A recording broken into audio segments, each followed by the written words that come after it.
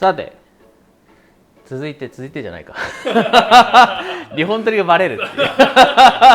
まあいいか、まあいいでしょうこれもありかなということで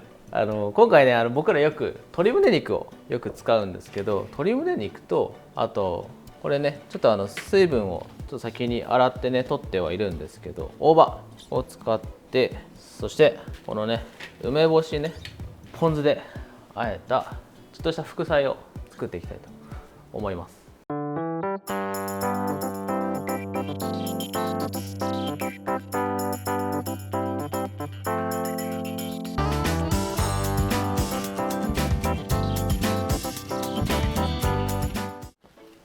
じゃあ材料を紹介していきます。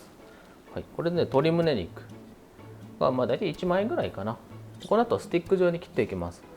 そしてこれ梅1粒ね、ちょっと大きくて柔らかいものを僕らは使ってます。で続いて大葉、3枚から4枚ぐらいかな。これはお好みって感じです。そしてこれ片栗粉、今回ね片栗粉をまぶして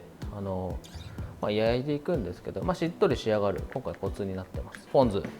そしてごま油で、今回ね使うポリ袋がこちらにあります。さてめちゃめちゃ大きいのがまあいいでしょう。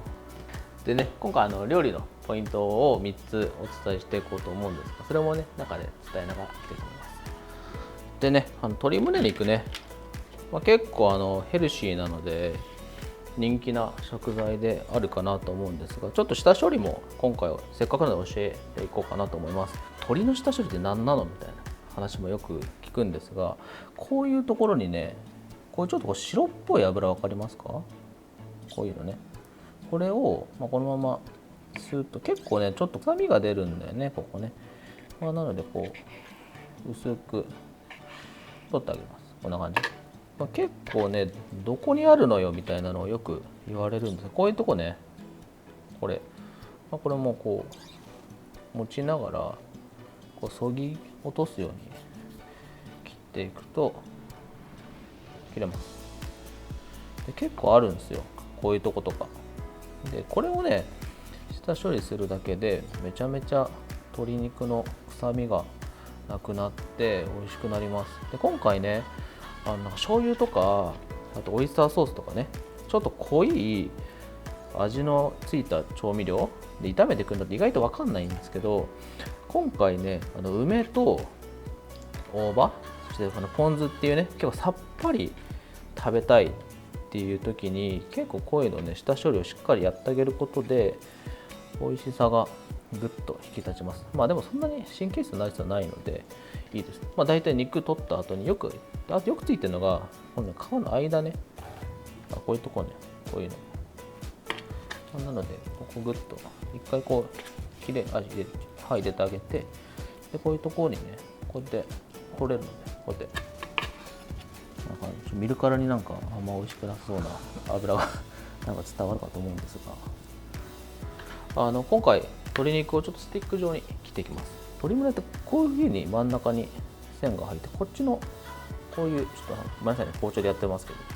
こういう線とこういう線がこう入ってるの分かりますかね。ここをあとこっちの方はちょっと分かりづらいんですけど、ここはねこういう風に縦に入ってるね、こうやって。なのでここから繊維が違います。なのでこの辺でこうバツッと落とします。そんでさらにねここ、真ん中で線がこう入ってるので、そこでグッと落とします。こんな感じ。今日は皮を剥ぎます。繊維がこう入っているんですけど、これを立つように切るとしっとり仕上がります。なのでちょっとスティック状にするときは火に対してまっすぐで、ちょっとこう分厚いところはこう半分にしてあげるんですが、繊維の向きにこれすごい分かりやすいには立つように切る。こんな感じ。料理教室でやってツイッターでお伝えしたんですけど、実際やってみたよっていう方が結構いらっしゃって、本当に柔らかくなった。すごく嬉しかったので、ぜひやってみてください。でこっちのね上の部分も繊維に対してまっすぐに切る、こんな感じでしょうか。はい、塩でこれねポイントの1つ目なんですけど、さっきの繊維の鶏肉の下処理のところで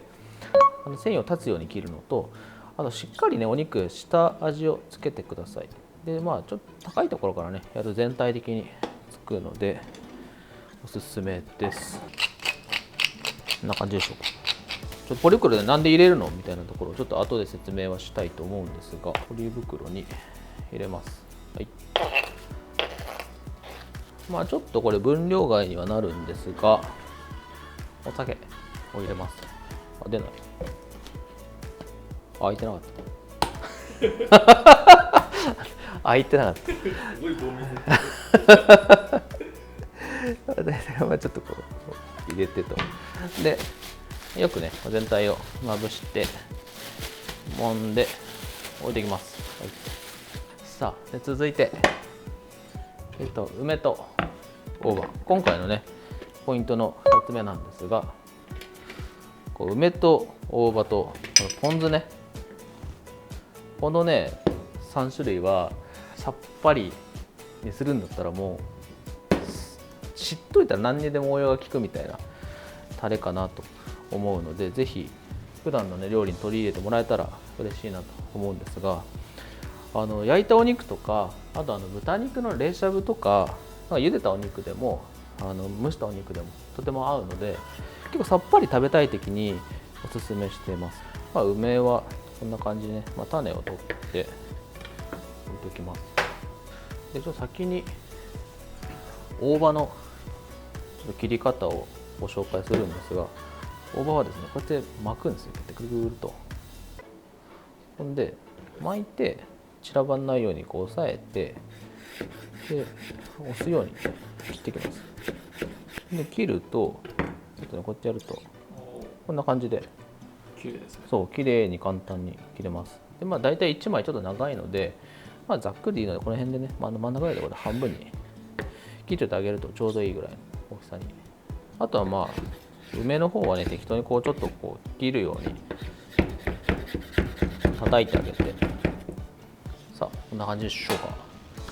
で2つ目のポイントがぜひこのさっぱりソース、この 3兄弟ね、ぜひ覚えていただければ何でも作れます。でこれ僕らよくポリ袋をねよく料理に使うんですけど、実際これを使うと何がいいかというと、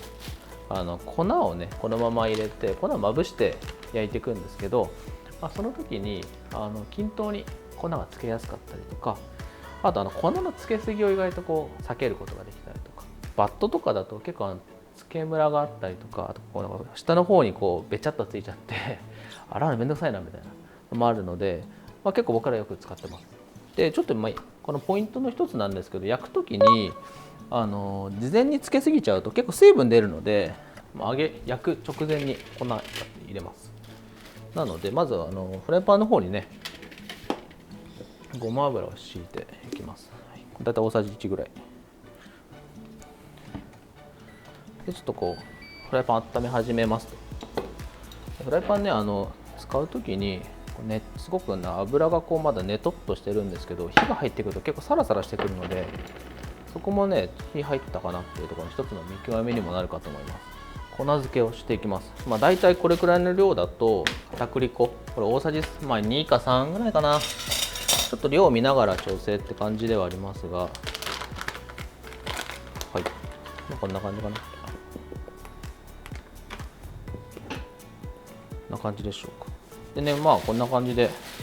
全体がねこう混ざるように振るようにねこうつけると均等につくので、こんな感じでしょうか。そうするとね、全体的にねこうしっかり粉漬けができたのが分かるでしょう。焼いていきます。はい、こんな感じで、広げるようにここちょっと油つけておいていいですね。でね、ちょっと色がつくまでにちょっとこう間がねくっつかないように離しながらではあるんですが、あんまりこうひっくり返したりせず動かさず全体をよく焼いていきます。で大体これは中火ぐらいかな。ちょっと火強いと焦げちゃったりするので、火が入るまでに焦げちゃうとね、鶏肉はねちょっとしっかり火を入れたいところではあるので、結構片栗粉どうやってしまうのみたいな、僕うち冷凍保存なんですけど、そうなんかいい保存方法あるのかなと思って結構びっくりされて、何保存がいいんだろうと思って、うちは冷凍保存がいいと、冷凍保存か、いいと思ってるんでしてるんですけど、どうなんですかね。いや、わかんない。僕が一番わかんない。そうですよね。たまにこう撮影で皆さんいらっしゃって、冷凍なんですねって言われて、あ、冷凍じゃないんだと思って、僕なんか、いや、しのさんが冷凍で保存してたから冷凍が正しいのかって勝手に思ってたんですけど、実はそうじゃないんじゃないか説が。何がいいんだろう。もしよかったら教えて、ね、コメントにね、ぜひこれいいよってあと教えてほしいです。なんか片栗粉屋さんとかいたら教えてほしい。仮に見てたら教えてほしいです。いるかな。そうこれだみたいな。片栗粉をつけて焼くことで、お肉とかのね、なんか水分とかもこう保湿っていうのかな、するのですごくしっかり仕上がるので、なんかさっきのね繊維を断つようなやり方と一緒に組み合わせて作ると、なんか鶏胸ってパサパサしてて、なんかちょっと私には合わないんだよねみたいなのもよく聞いたりするんですけど、実際、これやってみて、あ、意外といけるじゃないみたいなのになってくれたら嬉しいなと僕は勝手ながら思ってます。はい、ということで、ちょっとねじわりじわりと焼いていくと、こんな感じかな。すごいいい色ありますか。ちょっと焦げ色がついたぐらいで、だいたいほらこんなくらいね色がついたぐらいでこうひっくり返していきます。もうちょっと火入れていきます。これ反対もしっかり両面焼きます。これ2本撮りなんですけど最初バレちゃったんですさっき焼酎1杯選んだし、もう1杯いいから、お酒紹介コーナーやっていきたいと思います。さあ、僕のね結構好きなラインナップなんです。これは芋焼酎です。でこっちが麦焼酎、ジャクンバクっていう黒麹で作った麦焼酎です。でこれね、都桜っていう結構ねすごい香りが華やかで、今まで飲んだ焼酎の中でも僕は圧倒的に都桜が香り高い焼酎じゃないかなと思ってます。なんか調布に、東京の調布にあるなんだっけ、今肉宮って店かなっていうお店が、昔トントンっていう焼酎バーで焼酎の美味しさを僕は覚えて、このマスターがこの辺を全部持ってて、そこからずっと好きで飲んでます。じゃあ今回はちょっとさっぱりな味付けになるので、ちょっと味濃いめのジャクンバクにしようと思います。なんかもしかしたら見たことあるのは、同じ酒造さんが出してるつくしっていう黒と白と、あと両方と黒の白の麹が入った全麹の麦焼酎出してるんですけど、そこでの同じ酒造さんで結構しっかりとしたね味を出してて、結構ちょっと美味しいお酒こだわってるお店には結構つくしを置いてたりします。さあこんな感じでしょうかね。両面もねしっかり焼けたところで、ただここから結構もうスピード勝負で、お酒を飲んでる場合ではなく、だからポン酢ね、大体これ大さじ3ぐらい、梅と大葉で、大葉ねあんまり火入れたくないので、あと最後の最後に入れます。ちょっとね火ちょっと弱めて、大さじ1、3ぐらい、はい、でよく全体が絡むように叩いた梅入れます。でよく混ぜて、片栗粉でまぶしてあるので結構こうやってね、もう勝手にとろみがつくので、しっかりねソースが絡むようになってます。そしたらもう完成です。で最後ね軽くちょっと火入れたいので、パラパラパラとちょっとよくあえて、で盛り付けます。高さあるように持ってあげてと。はい、どうでしょう。これで完成です。いただきます。さあさあ、美味しく仕上がったかな。うん、うまっ。あ、最高だこれ。あーめっちゃうまい。めちゃめちゃ美味しいです。結構ポン酢のお酢の感じと、あと梅のちょっと酸っぱさ、あと大葉の香りがすごくバランスよく鶏胸肉に絡んでいるので、口に入れた瞬間から食べるまで最後までずっと美味しく食べれます。鶏肉にしっかり繊維を断つようにしたりとか、片栗粉をつけて焼いているので結構しっとり仕上がってます。鶏胸肉パサパサなんだよねみたいな、もし思ってる方いらっしゃったらぜひ作ってみてください。めちゃめちゃしっとりで柔らかいです。このさっぱりソースね、いろんな肉に合うので、結構脂が多い豚肉とかもすごく相性いいソースなので、